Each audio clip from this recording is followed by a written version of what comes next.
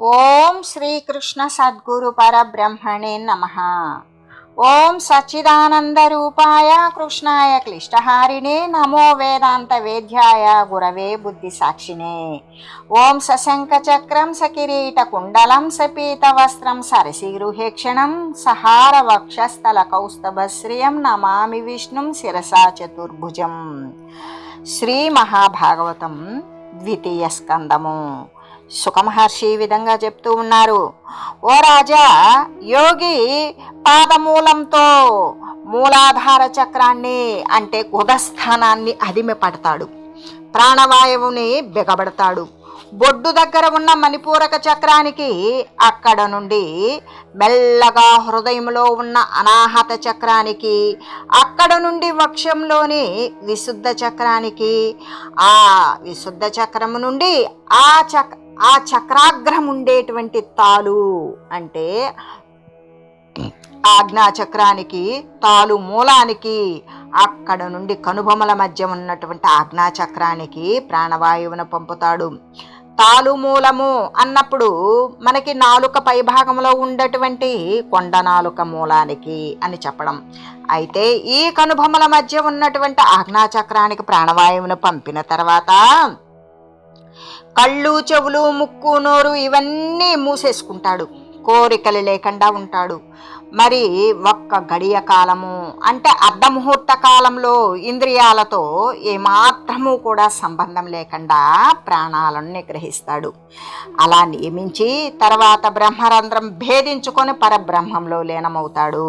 అంతేకాదు, దేహం విడిచిపెట్టేటప్పుడు ఇంద్రియాలతో సంబంధం విడవనివాడు వాటితో కూడి గుణమయమైన గుణాలతో నిండిపోయినటువంటి బ్రహ్మాండంలో మరి ఖేచరులు, సిద్ధులు, విహరింప వీలైనటువంటి ఖేచరులు ఆకాశమునందు చరించువారు, సిద్ధులు అంటే అనిమాది అష్టసిద్ధులు అన్నీ కూడా ఆకాశగమనం చేసేటువంటి వారు, అన్నీ సిద్ధింపజేసుకున్నటువంటి వారు, వీరంతా కూడా మరి వీరు విహరించడానికి వీలైనటువంటి అనిమాది ఐశ్వర్యాలతో కూడిన బ్రహ్మలోకం ఏదైతే ఉంటుందో దాన్ని చేరతాడు.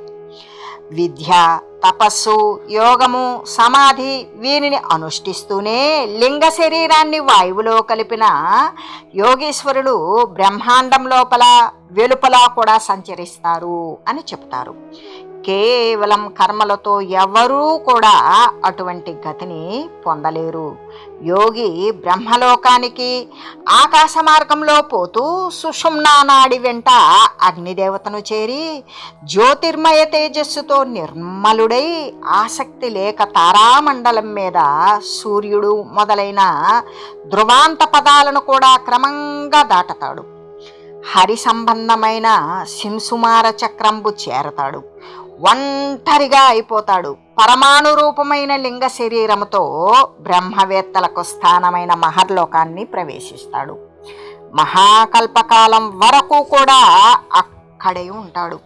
కల్పాంతం అయిన తర్వాత ఎన్నో అగ్నిజ్వాలలతో దహింపబడుతూ ముల్లోకాలను కూడా చూస్తూ ఆ వేడిమిని తట్టుకోలేక బ్రహ్మలోకం చేరి అక్కడే ఉంటాడు అని శ్రీ సుఖమునీంద్రుడు తెలియజేస్తూ ఇల మనువులీరేడ్భురుం జనువేళ దివసమయ్య చోట తిరుగుచుండు మహనీయ సిద్ధ విమాన సంఘంబులెందు దినకర ప్రభములై తేజరిల్లు శోక జరా మృత్యు శోషణ భయ దుఃఖ నివహంబులెందు జనింపకుండు విష్ణుపద ధ్యాన విజ్ఞాన రహితుల శోకంబులెందుండి చూడవచ్చు పరమసిద్ధయోగి భాషణామృతమిందు శ్రవణ పర్వమగుచు జరుగుచుండు అట్టి బ్రహ్మలోకమందు వసించును రాజవర్య మరల రాడువాడు. భూలోకంలో 14 అంటే 14 మంది మనువులు పుట్టి చనిపోయే వరకు ఉన్న కాలమంతా కలిస్తే అది బ్రహ్మలోకంలో ఒకరోజు. అక్కడ ఉన్నటువంటి మహనీయులు అయిన సిద్ధులు విమానాలు సూర్య తేజస్సుతో ప్రకాశిస్తూ ఉంటారు. శోకము, ముసలితనము, మృత్యువు, కృషించిపోవడం, భయము, దుఃఖము మొదలైనవి అక్కడ ఏమీ పుట్టవు అంటవు. అక్కడ హరిపాద ధ్యాన విజ్ఞానం లేని వారి యొక్క శోకాలు అక్కడ నుండి కూడా చూడవచ్చు. అక్కడ పరమయోగుల, సిద్ధుల వచనామృతం శ్రవణగోచరమే అవుతుంది, చక్కగా చెవికి వినబడుతుంది. అటువంటి బ్రహ్మలోకంలో అతడు నివసిస్తాడు. రాజా, అతడు మళ్ళీ ఆ లోకం నుండి అస్సలు తిరిగిరాడు అని తెలియజేస్తూ, అంతేకాదు ఇంకో విశేషం ఉన్నది. ఎక్కువ పుణ్యం చేసుకొని బ్రహ్మలోకం చేరిన వారు తమ పుణ్యాల హెచ్చు తగ్గులను బట్టి వారు అటువంటి అధికారాన్ని పొందుతూ ఉంటారు. బ్రహ్మాది దేవతలను సేవించి వెళ్ళిన వారు ఆ బ్రహ్మ జీవించినంత కాలము బ్రహ్మలోకంలోనే ఉండి చివరకు ముక్తి పొందుతారు. శ్రీహరిపాదాలపై భక్తితో వెళ్ళిన వారు తమ ఇష్టం వచ్చినట్లు అడ్డు లేకుండా బ్రహ్మాండం ఛేదించుకొని మరి వైష్ణవ స్థానాన్ని అధిష్ఠిస్తారు. ఈశ్వరుడు అధిష్ఠించిన ప్రకృతి అంశతో మహత్తత్వం పుడుతుంది. ఆ మహత్తత్వం యొక్క అంశతో అహంకారం పుడుతుంది. ఆ అహంకారం యొక్క అంశతో శబ్ద తన్మాత్ర, దాని యొక్క అంశతో ఆకాశము, దాని అంశతో స్పర్శ తన్మాత్ర పుడుతుంది. ఆ స్పర్శ తన్మాత్ర యొక్క అంశతో వాయువు పుడుతుంది. వాయువు యొక్క అంశతో రూప తన్మాత్ర, ఆ రూపాంశ చేత తేజస్సు అంటే అగ్ని పుడుతుంది.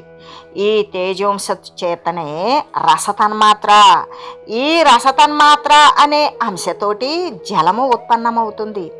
జలాంశతోటి గంధ తన్మాత్ర తయారవుతుంది. ఈ గంధ తన్మాత్ర యొక్క అంశతో పృథివీ కలుగుతాయి. వీటి అన్నింటి యొక్క కలయిక వలన 14 లోకాల స్వరూపమైనటువంటి మరి విరాట్ రూపం కలుగుతూ ఉంటుంది. ఆ రూపానికి 1,000,000 యోజనాల వైశాల్యం కలిగిన అండకటాహమే మొదటి ఆవరణమైనటువంటి భూమి. దీన్ని కొందరైతే 50,000,000 యోజనాల విశాలము అని చెప్తారు. ఈ ఆవరణం మీద జలము, అగ్ని, వాయువు, ఆకాశము, అహంకారము, మహత్తత్వము అనే 6 రకాల ఆవరణాలు అంటే పొరలు ఉన్నాయి. అవి క్రమంగా ఒకదానికంటే మరొకటి 10 రెట్లు పెద్దవిగా ఉంటాయి. ఆ 7 ఆవరణాల మీద కూడా 8వ ప్రకృతి ఆవరణం వ్యాపించి ఉంటుంది. ఈ బ్రహ్మాండాన్ని భేదించుకొని విష్ణు పదాన్ని అధిష్ఠించినటువంటి వానికి మరణము మొదలైనటువంటి భయాలు ఉండవు. అతడు మెల్లగా లింగ శరీరంతో పృథ్వీతత్వాన్ని పొందుతాడు. ఆ పృథ్వీతత్వంలో గ్రహణేంద్రియముతో అంటే ముక్కు అనే ఇంద్రియం ద్వారా గంధాన్ని గ్రహిస్తాడు, వాసనను. జలస్వరూపుడే ఏం చేస్తాడు? రసనేంద్రియముతోటి నాలుకతో రసాన్ని, రుచిని గ్రహిస్తాడు. తేజోరూపుడై నేత్రేంద్రియముతోటి అంటే కంటితోటి రూపాన్ని గ్రహిస్తాడు. అలాగే వాయురూపుడై త్వగింద్రియముతో చర్మము అనేటువంటి ఇంద్రియము చేత స్పర్శను గ్రహిస్తాడు. ఆకాశరూపుడై శ్రోత్రేంద్రియము ద్వారా అంటే చెవి అనేటువంటి శ్రవణేంద్రియము ద్వారా శబ్దాన్ని గ్రహిస్తాడు. అన్నింటినీ కూడా దాటి యోగి పంచభూతాలకు, సూక్ష్మేంద్రియాలకు లయస్థానమైన అహంకారావరణాన్ని చేరతాడు. అక్కడ మనోమయము, దేవమయము అయినటువంటి సాత్వికాహంకారంతో మహత్తత్వంలో ప్రవేశిస్తాడు. ఆ తరువాత సత్వగుణము, రజోగుణము, తమో గుణాలు కలిసిపోయిన ప్రకృతిని పొందుతాడు.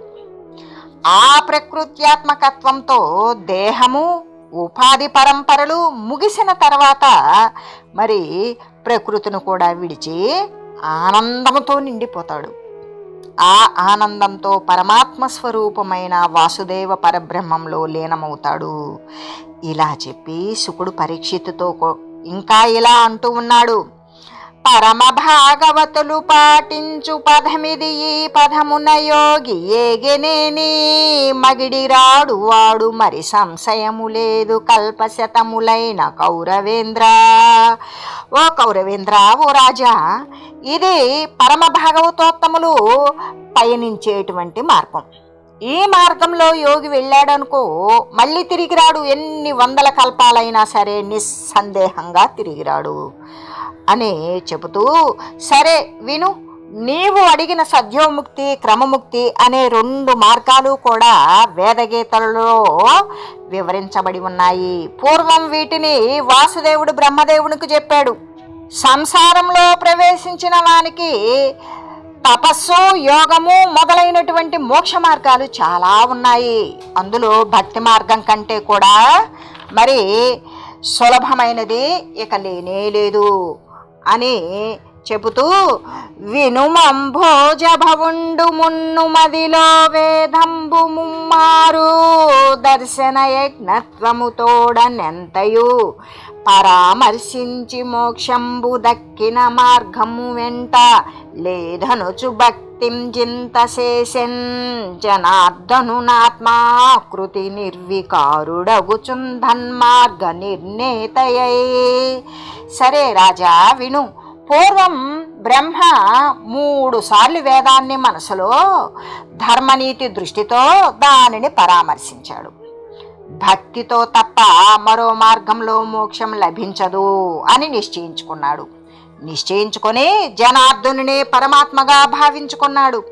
ఆ మార్గంలోనే ధ్యానించాడు అని చెబుతూ, అఖిల భూతములందునాత్మరూపంబున నీసుండు హరియుండు నెల్ల ప్రొద్దు బుద్ధ్యాది లక్షణంబుల గానంబడును మహత్సేవనీయుడ హర్ని శంభు వందనీయుడు భక్తవత్సలుడత్యంత నియుతుడై సతతము నియత బుద్ధి నాత్మరూపకుడగు హరికదామృతమును కర్ణపుటంభుల కాంక్షధీరా గ్రోలుచుండెడు ధన్యలు కుటిల బహుళ విషయ మలిని కృతాంగముల్ వేగ విడిచి విష్ణుదేవుని చరణారవిందయుగము కడకు జనుదురు సిద్ధంబు కౌరవేంద్ర.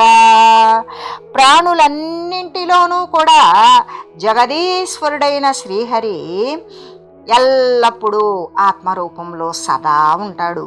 బుద్ధి మొదలైన లక్షణాలతో అతడు కనిపిస్తాడు. మహాత్ముల చేత కూడా అతడు సేవింపదగినవాడు. రాత్రి పగలు కూడా మరి తేడా లేకుండా నమస్కరింపదగినవాడు. భక్తులపై వాత్సల్యం కలిగినవాడు. నియత బుద్ధితో సదా ఆత్మరూపుడైన శ్రీహరి యొక్క కథామృతాన్ని తనివి తేరా కర్ణపుటాలతో గ్రోలేవారు మహాధన్యులు.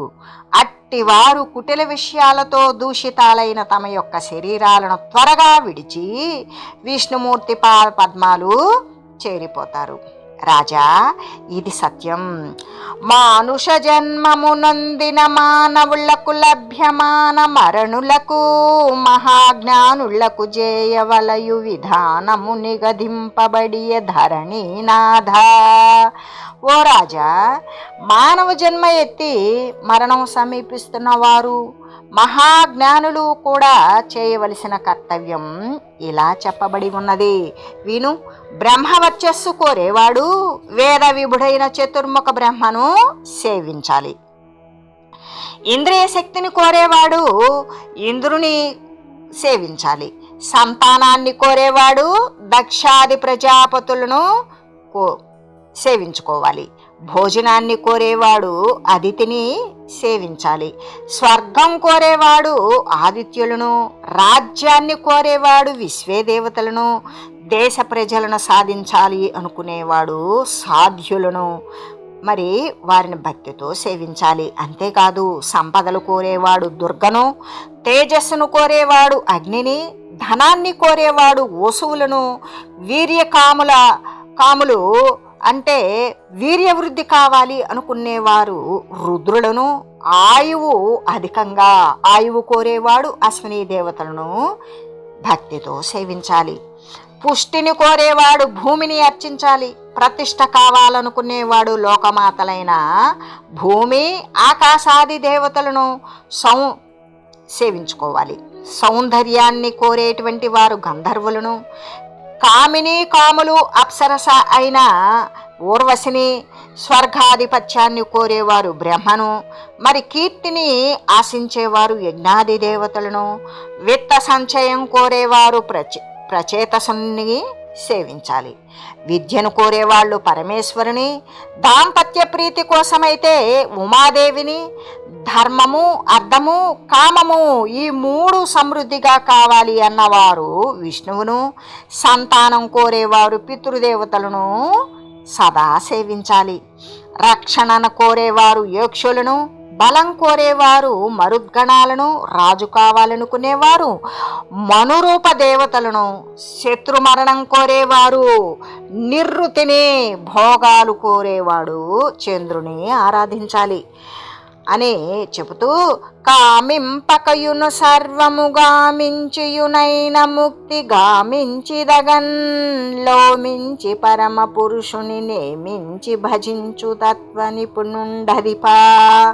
ఓ రాజా, ఇవన్నీ కోరినా కోరకపోయినా కూడా తత్వ నిపుణుడు, మోక్షం కోరేవాడు మాత్రం పరమ పురుషుని నియమంతో సేవిస్తాడు సదా అని చెబుతూ, అమరేంద్రాదుల గొల్చు భంగి జనుడాయబ్జాక్షు సేవింపగా, విమల జ్ఞాన విరక్తి ముక్తులొదవున్ వేయేల భూనాద,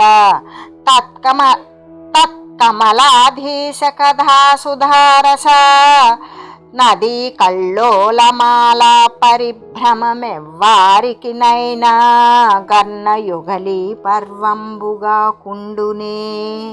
కోరికల చేత ఇంద్రాదులను కొలిచినట్లుగానే పద్మాక్షుడైన శ్రీహరిని సేవిస్తే నిర్మలమైన జ్ఞానము, వైరాగ్యము, మోక్షము కూడా కలుగుతాయి. రాజా, 1000 మాటలెందుకు? ఆ శ్రీహరి కథామృతము అనే నదీ తరంగాలలో ఓలలాడం ఎవ్వరికైనా చెవుల పండుగ చేస్తుంది కదా అని ఇలా పరీక్షిత్తుకు సుఖమహర్షి తెలియజేశాడు అని చెబితే, అప్పుడు సౌనకుడు ఏమంటున్నాడు అంటే సూత మహర్షితో ఇలా అంటున్నాడు, వరతాత్పర్యముతో నిటు భరత స్వయ విభుడు సుకుని పలుకులు విని, సత్వరతాయుతుడై శ్రేయస్కరతామతినేమి అడిగే గణుతింపగదే. పరీక్షిత్తు భక్తి తాత్పర్యంతో సుకుని యొక్క మాటలు విన్న తర్వాత వెంటనే శ్రేయకాముడై ఏమి అడిగాడు, దానిని గురించి వివరించండి సూతవర్య అని సౌనకుడు అడిగాడు. అప్పుడు, ఒప్పెడి హరి కథలేవి చెప్పెడినోయనుచు మాకు జిత్తోత్కంఠల్, గుప్పలుగొనుచున్న విరుచులు పతిలన్నీ మనోహరోక్తులు వినగన్.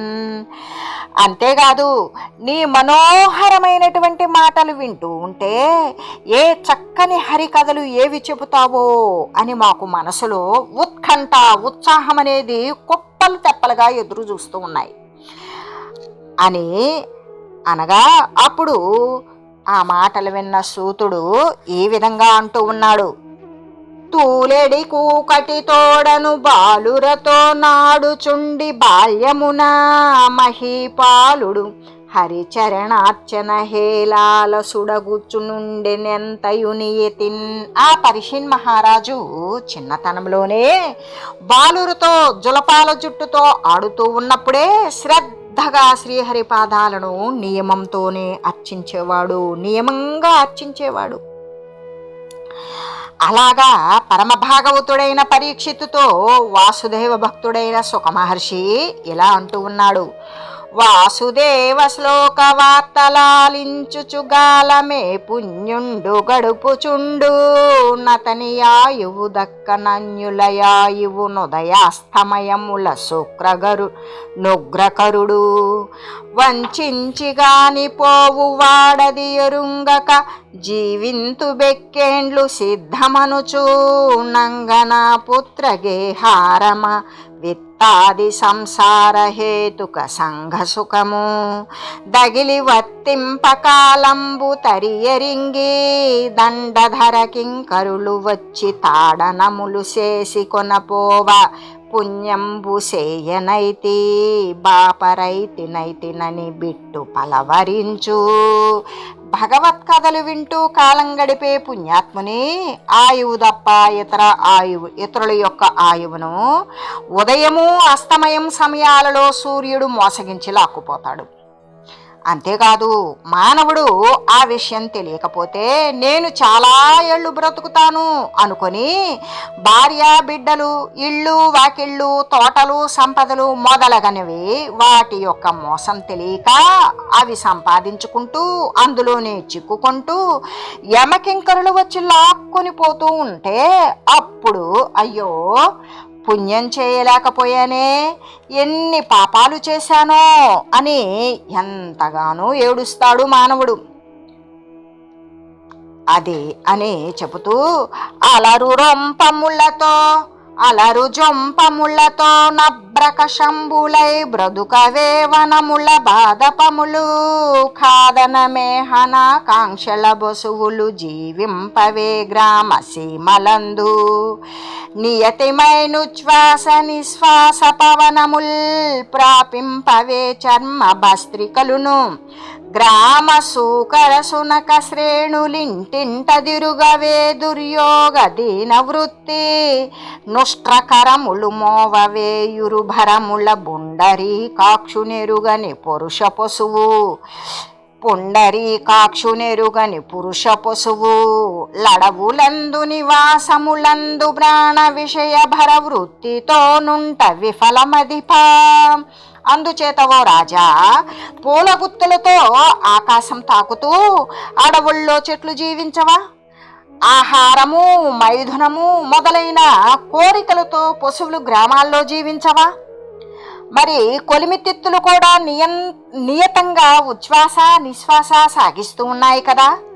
ఊరపందులు, కుక్కలు గుంపులు గుంపులుగా దీనంగా ఇళ్ళిళ్ళు తిరగడం లేదా? ఒంటెలు, గాడిదలు పెద్ద బరువులు మోస్తున్నాయి కదా. అలాగే పద్మాక్షుని తెలుసుకోలేనటువంటి నరపశువులు అడవులలోనూ గృహాలలోనూ కూడా సంసార భారాన్ని మోస్తూ జీవిస్తూ ఉన్నారు. వారి యొక్క బ్రతుకు వ్యర్థమే అని శ్రీ సుఖదేవులు తెలియజేస్తూ ఉన్నారు. ఓం మంగళం శ్రీ కురుక్షేత్ర రణక్షోణి విహారిణే పార్థసారథి రూపాయ గీతాచార్యాయ మంగళం. ఓం మంగళం నమోస్త్వనంతాయ సహస్రమూర్తయే సహస్రపాదాక్షి శిరోరుబాహవే సహస్రనామ్నే పురుషాయ శాశ్వతే సహస్రకోటి యుగధారిణే నమః. ఓం శ్రీమతే నారాయణాయ నమః. శ్రీమన్నారాయణ చరణౌ శరణం ప్రపద్యే. హరి ఓం తత్సత్.